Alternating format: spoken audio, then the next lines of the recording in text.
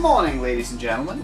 Alright, so today I want to do a puzzle that was suggested to me by a fan. I really like it. I think it was original and unique, and it's something that I'm surprised hasn't been thought of until now. That fan was the original inventor, and I'm going to leave a link to his Instagram below because I've actually forgotten his name, and I do apologize for that.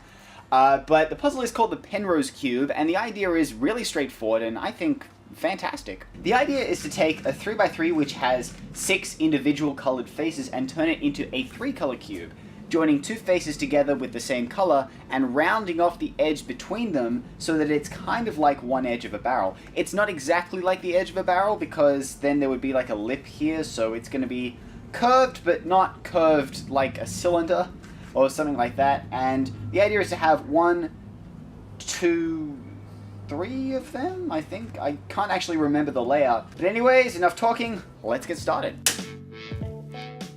So this modification wasn't going to be that complex. It was pretty easy to understand. I only had to cut 3 edges off, and then I had to fill those pieces and then round them off.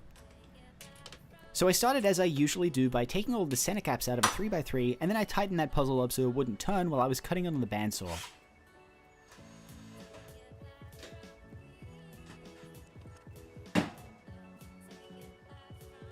After that was done, I got a Sharpie out and I marked 3 of the edges where I needed to cut them. I just did this so that I knew which edges to cut because I have cut the wrong edges in the past and it's terrible to fix. After that was done, you can see here the 3 edges that I was going to cut.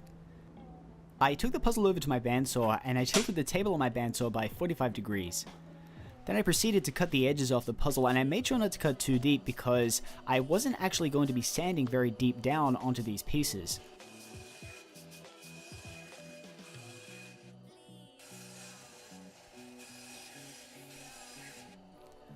After that was done, everything was looking pretty good, so I disassembled the puzzle, and now it was time to fill all of the pieces.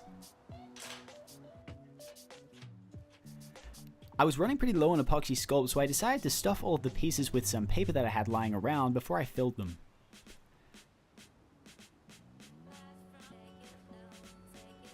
I waited for the pieces to cure, and after they were all hardened, I reassembled the puzzle, and then I sanded all the pieces down into their final shape.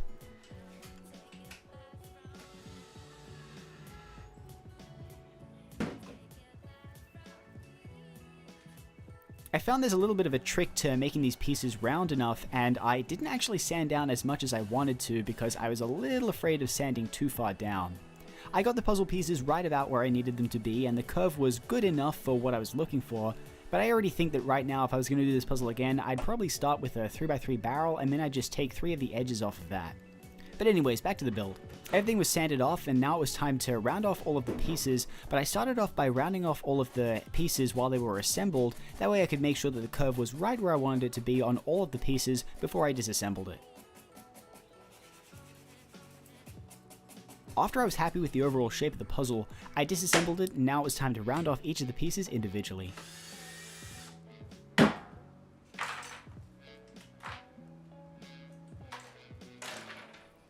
I used a nail file to knock off all of the sharp edges of the pieces, and then I finished them up with some Scotch-Brite just to round off all of the small edges.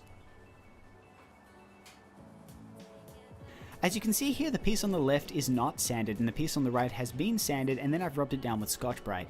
You can see here this makes a really big difference to the overall finish of the pieces, and it's one of the reasons why I love to use it. After I finished rounding off all the pieces, I reassembled the puzzle, and here it was. The shape was looking fantastic, and so now it was time to paint it up and then sticker it up. I stickered the puzzle up, and here it is. The Penrose Cube is finally done. I really love how this puzzle looks, and I am a huge fan of the color scheme. I really like the fact that there are only 3 colors on it, but it still adopts all of the traits of a regular 3x3. I think that it's got a really nice triangular symmetry to it, and overall, it's probably one of the most beautiful puzzles I got in my collection so far. I think it's important to note that this puzzle is actually being mass produced, and if you want to buy one for yourself, you can buy it at the link that I'll leave in the description of this video. But anyways, I hope you guys like this puzzle, and I recommend that you try it for yourself. It wasn't that difficult, and if you've made a 3x3 barrel before, then you probably have all of the knowledge required to build this puzzle here. I'm going to send the measurements of this puzzle over to Oliver from Oliver Stickers so I can get some proper stickers cut for this puzzle. That way, if you choose to make one, you'll have an awesome sticker set that you can put on it. But anyways, I hope you guys like this video. Thank you guys for watching, and I'll see you all next time.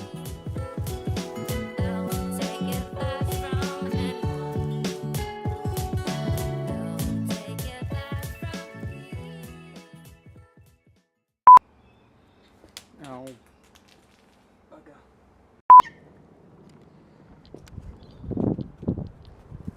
Gotta get the shot before the sun goes down.